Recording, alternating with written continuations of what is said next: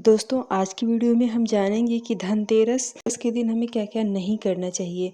जो चीज़ें गाड़ी झाड़ू इत्यादि जो भी हम खरीद के लाए हैं उसका उपयोग हमें कब करना है, कैसे करना है, इसको भी हम जानेंगे। और मूर्ति खरीद के लाए हैं तो क्या हमें धनतेरस के दिन पे पूजा करना चाहिए या फिर दिवाली के दिन पे।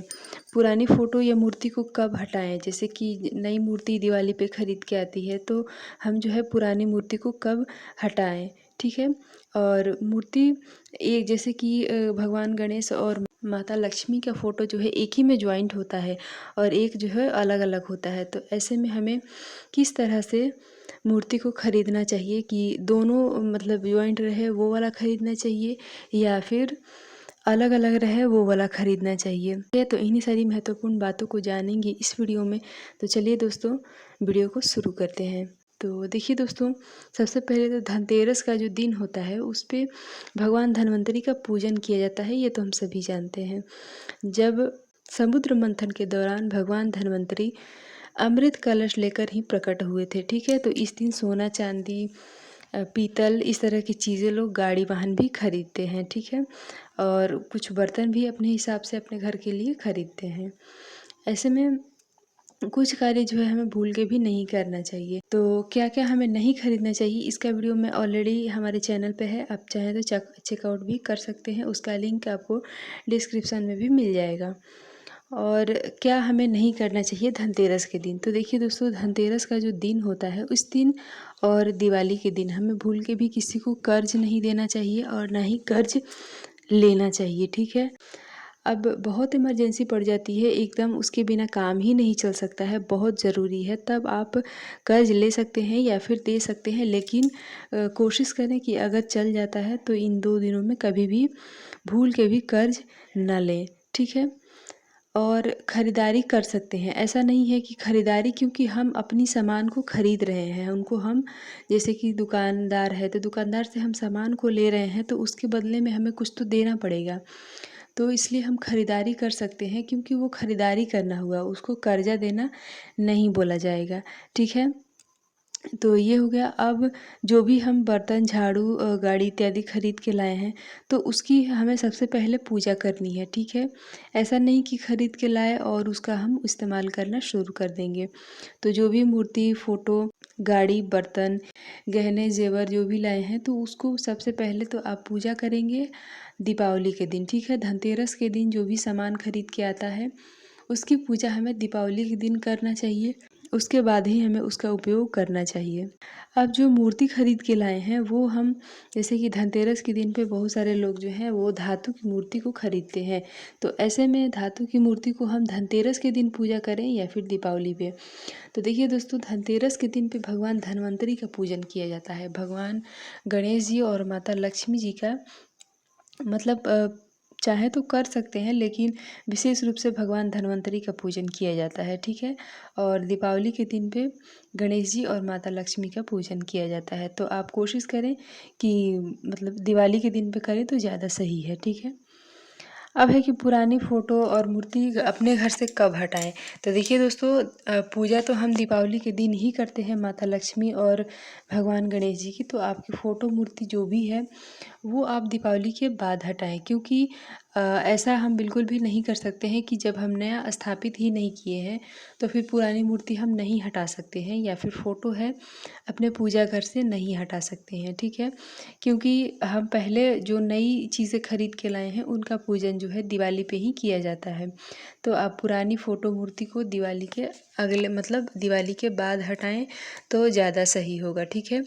और पुरानी मूर्ति का पूजन हम करें या ना करें, तो जब आप घर में रखे हैं तो आप उनको भी पूजन करें, एक साइड में रख दें उनको भी, और उनकी भी पूजन हमें करना चाहिए, क्योंकि साल भर हमने उन्हीं का तो पूजन किया है। तो इसलिए पुरानी फ़ोटो और मूर्ति की भी हमें पूजा करनी चाहिए और उसके बाद हटाना चाहिए, ठीक है। अब है कि एक मूर्ति जो है जॉइंट मिलती है, यानी कि गणेश जी और माता लक्ष्मी जी की, और एक जो है अलग अलग मिलती है। तो हमें कौन सा वाला मूर्ति लेना सही होता है, तो देखिए दोस्तों, दोनों तरह से आप मूर्ति ले सकते हैं। ऐसा कोई भी नियम नहीं है कि आप अलग अलग मूर्ति लें या फिर एक में लें, ठीक है। लेकिन सिर्फ इस बात का आपको ध्यान रखना है कि आप अगर एक में मूर्ति लेते हैं तब तो कोई परेशानी नहीं है, कोई बात नहीं है। लेकिन अगर आप एक में फ़ोटो मतलब मूर्ति नहीं ले रहे हैं, अलग अलग गणेश जी और माता लक्ष्मी की फ़ोटो ले रहे हैं, तो जब आप स्थापित करेंगे, जब उनको विराजमान करेंगे, तो ये चीज़ ध्यान रखें कि जैसे कि गणेश जी देव भगवान हो गए और माता लक्ष्मी देवी हो गई, ठीक है। तो कभी भी जैसे हम पूजा पाठ में भी बैठते हैं तो हम अपने पति के दाहिने बैठते हैं, ठीक है। तो उसी तरह से भगवान गणेश जी की दाहिने हम माता लक्ष्मी को स्थापित करेंगे, ठीक है। तो इस चीज़ का आपको ध्यान रखना है। ऐसा नहीं कि आप गलत स्थापित कर दें, ठीक है। लेकिन आप अगर एक में ही लेते हैं तो वो उसी तरह से बनाया ही गया होता है, मतलब गणेश जी के दाहिने लक्ष्मी जी को, ठीक है। तो इस तरह से आपको फ़ोटो खरीदते समय, मूर्ति खरीदते समय आप किसी भी तरह से मूर्ति खरीद सकते हैं। ये टोटल आपकी मर्ज़ी है, जैसा आपको अच्छा लगता है, ठीक है। और इसके बाद देखिए दोस्तों, जब हम फ़ोटो और मूर्ति खरीदने जाएँ तो हमें इस बात का बिल्कुल ध्यान रखना चाहिए कि हमें बहुत मोल भाव नहीं करना है मूर्ति खरीदते समय, फ़ोटो खरीदते समय। और बहुत बार उसको लेके अपने हाथों में देखना नहीं है कि हमें इससे लेना चाहिए कि हमें इससे नहीं लेना चाहिए। हर फ़ोटो, हर मूर्ति को आप अपने हाथों में लेके ना देखें। ये खरीदारी का नियम होता है कि आप पहले अपनी आँखों से देखें और दूर से ही पसंद करें, ठीक है। बार-बार मूर्ति वाले से मूर्ति ना माँगे अपने हाथ में और उसके बाद उसको ना देखें, ठीक है। आप दूर से पसंद करें और सबका प्राइस पूछ लें, वो भी हाथ रख के नहीं कि हाँ इसका क्या है, इसका क्या है। आप जो है इसी तरह से प्राइस पूछ लें, जो आपको जमे, जो आपके बजट में हो, वो मूर्ति आप खरीद लें। और अगर वो मूर्ति खंडित नहीं है तो आप, जैसे कि बहुत सारे लोग जो हैं फ़ोटो या मूर्ति को हाथ में लेके अच्छे से देखते हैं कि कहीं से टूटा-फूटा तो नहीं है, तो आप दूर से ही देखें। और अगर आप हाथ में ले लिए हैं और अगर वो मूर्ति बिल्कुल सही सलामत है, तो आपको उसको ले लेना चाहिए, ठीक है। ऐसा नहीं कि हम कोई चीज़ सामान नहीं खरीद रहे हैं कि उसकी बहुत हमें जाँच पड़ताल करनी है। सिर्फ़ आपको देखना है कि वो मूर्ति टूटी हुई तो नहीं है, खंडित तो नहीं है, क्योंकि इस तरह का मूर्ति हमें अपने घर में पूजा के लिए नहीं रखना चाहिए, नहीं लाना चाहिए। तो बस आपको यही देखना है। और आपको बहुत ज़्यादा अगर पसंद करना है तो आप दूर से ही पसंद करें। ऐसा नहीं कि बार-बार मूर्ति को हाथ में लें, प्राइस पूछें, उसका मोल-भाव कर रहे हैं कि नहीं हम इतना में नहीं, इतना में लेंगे। तो ये बिल्कुल भी सही नहीं होता है, क्योंकि हम जो है मूर्ति ही नहीं खरीदते हैं, हम भगवान को अपने घर में लाते हैं, माता लक्ष्मी को लाते हैं। तो क्या माता लक्ष्मी की कीमत हम लगा सकते हैं? क्या भगवान गणेश जी की कीमत हम लगा सकते हैं? नहीं ना।